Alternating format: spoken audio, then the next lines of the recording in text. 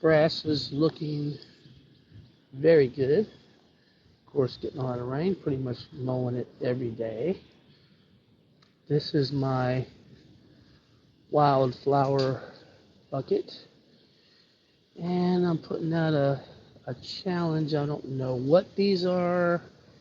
If you take a look at them and you recognize the type of flower it is, let me know.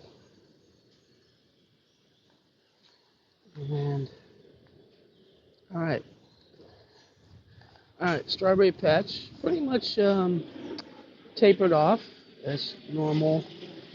Got June bearing, ever bearing, but they all kind of come out in the spring and then they taper off. And then you might get some in the fall from the ever bearing strawberries. Alright, this is the eggplant. And they're doing well with the moisture. Waiting on some flowers and little buds to come out. I see one right there.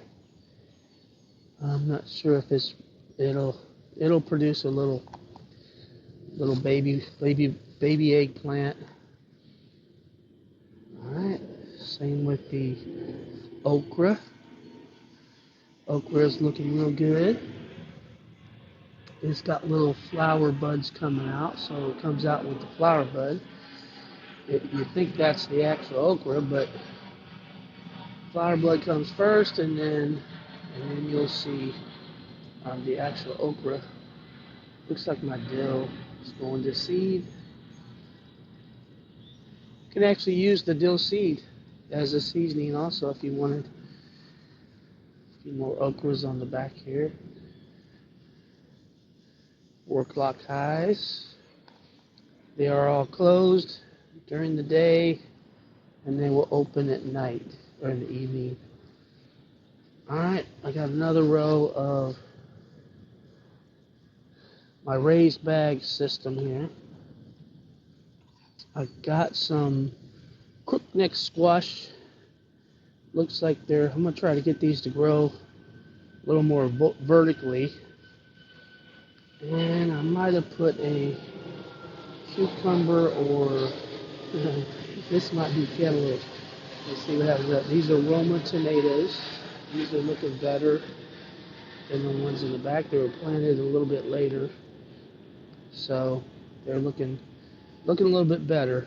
The moisture drains really well on these bags, so even though we're getting a lot of rain, it does drain. Chamomile coming along. Needs a little more heat. Maybe some dryness. I know some of the plants, they don't mind the moisture. Like green beans, they just go crazy. They're fine with the humidity, and they keep producing. And we've been picking every other day or so. I'll throw up a shot of my mom and dad's their production of green beans. They have a couple hundred plants, and I got maybe 10. But they're picking every day, every other day, and they're really getting a lot of green beans. So happy for that. All right, so down the front, mainly flowers like marigold and nasturtium. Here I'm catching one here with the flower open. All of these flowers are hopefully going to deter some of the bugs. There's my volunteer red and pink zinnia. And then on this row, I planted more peppers. And you can see little peppers popping out on some of these. There's a nice little banana pepper. These plants were planted after these plants. They're coming along good. They need more heat. The more heat some of these plants get, they'll do better. Even a little bit of dryness will help them. All right, and I think I've got a Quictent squash here. Not seeing any flowers yet. 2 of them right here. I just wanted to grow squash this year, so I'm gonna see how these plants grow in the ground and in the bags. See which method is. Maybe both methods will work well. On the back, I've got mainly sunflowers. I even got some corn plants in there, but I'm hoping if we dry out and we get that afternoon sun, that these taller plants will help kind of shade these other plants a little bit in the afternoon. Got some cucumbers and melons kind of on the bottom here, and the goal is to basically let them attach to the sunflowers, the corn, the fence. And over here, this one is actually shaded and seems to be doing a little bit better. This cucumber plant. So it has actually attached itself to the fence.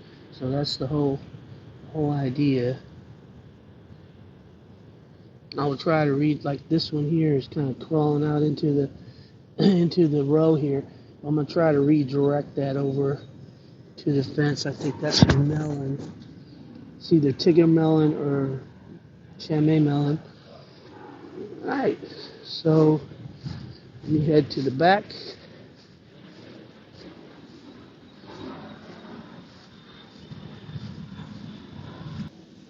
Alright, in the back.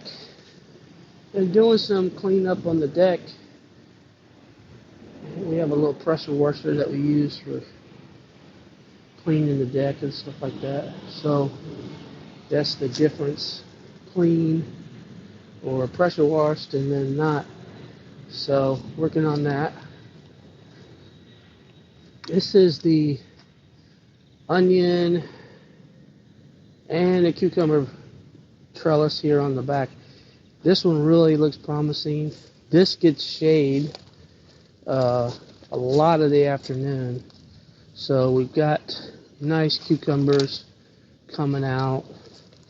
Incorporated a few marigolds in here. Lots of flowers. And I've seen a lot of bees here, around here. Nasturtium here. I saw a flower a couple weeks ago, but hasn't bloomed again. Little baby cucumbers. So I'm hopefully this will not get destroyed by the cucumber bug that likes to give these plants disease. Alright, here is the Paris Cos now. This is what it does when it gets hot, and it ends up doing this, and we'll keep you up to date on the seeds and how I collect them. Alright, green beans in the back, raised bed, looking very good. Keep on picking every other day or so.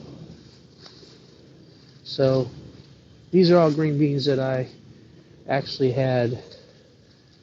I let one of the plants, basically one of the plants just go, let these pods dry out, and collected the seeds from them. And it gave me plenty of seeds for planting some green beans. Here is the original trellis, tomato trellis. Looking very good. A lot of green tomatoes, and where we've been picking tomatoes, but not a lot, not just enough to kind of use. Lots of red ones though. I am getting yellowing of the leaves, which this normally happens when it's just too much moisture, too much humidity, and these plants will tend to get diseases. So I will be replanting. If I lose a plant, I'm going to have some backups. So here is what we're looking at. Tomatoes. Nice set of tomatoes there. I'll come in here and clean up some of these leaves, but some of these, if I take out all the yellow leaves, it might be the whole plant. These were some plants that I put in that just were barely going to survive. Now here's the problem. This is what the moisture humidity does. That is a hornworm. So I need to come in and hit them with spray, and I use a Castile soap, insecticidal soap. Alright, potatoes looking good. I believe these plants will kind of die off in the next few weeks, and we'll be able to harvest some potatoes. Again, more yellowing of the leaves on these tomato plants. But I will try to get, that is just a huge tomato right there. So I'm gonna get some fruit out of these plants. If it just keeps being real wet and humid, the plants really won't survive. There's not much you can do about it. Even my Romas, I've got Romas, a few Romas popping out, but I got a whole nother set ready to go. Because once it dries out and we don't get so much rain, it'll be better for the plants. Okay, over here we've got it is sweet potatoes in the 10-gallon bags. They're kind of just getting started, and they're kind of grabbing onto things, going up the fence. That's kind of the whole idea. Here is the mustard green pods, and I'm just going to look. Yep, you got some seeds. So a little bit longer on that. I'll probably let these dry a little bit more, and then I'm going to collect. I really don't need. I could probably collect 500 seeds. I don't know, but I don't need that many. Okay, in the greenhouse. Problems in the greenhouse. These plants have been around probably 4 months now, and this is normally what happens with cucumbers and melon plants. You get this powdery mildew. I have sprayed them with solutions of peroxide and water, and also milk solution, like a water with a cup of half cup of milk or so. But these plants are really kind of at the end of their cycle. We did get several cucumbers off of them, and we're still looking at these Chame melons. We picked one the other day. I just wish I had got a picture of it, but they turn yellow when they're ripe, and they have kind of a cantaloupe taste. So also in the greenhouse, I've got the pepper plants, different types of peppers. They're doing good. They've been growing a little longer than the ones out in the front yard and stuff. So we'll see how. And in here, they don't get they get the humidity, but they don't get the rain that the outside would get. All right, so going to the beets, I'm pretty much about ready to just pull all of these beets and store them some kind of way, or dry them out, powder them up, whatever I'm going to do with them, because I think they're pretty much ready to go. Garlic and onions. I'm seeing some of the onions, they're starting to kind of mature and form. Like this one is starting to form the ball. So that's good. Just let do what it does, and once these things are ready, probably in the next 4 weeks or so, they should be ready to go. Red onions, not seeing as much maturity. They don't get as much sun, so that's one thing I got to correct for next year, is to make sure that they get plenty of sun. Strawberries still in the bag. We're still seeing a few pop out now. They're sending out their runners, and all these runners are going to be new plants. All right, a little basil and the stackable. All right, there's a few ripe strawberries, so somebody need to pick those.